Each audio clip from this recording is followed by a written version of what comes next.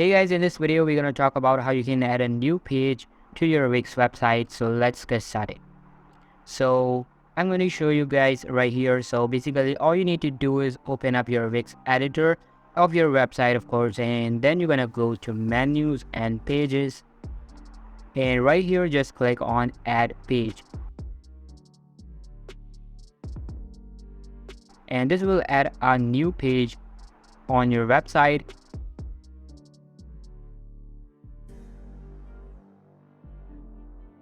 And it is called a new page, and you can name it however you want. So for example, let's say sample, for example.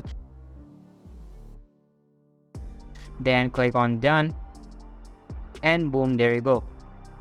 The new page has been added to our Wix website. So this is basically how you can add a new page on Wix website. I hope this is a really quick tutorial, and if you like the video, make sure to give this a huge thumbs up and subscribe to our channel. Thank you so much for watching.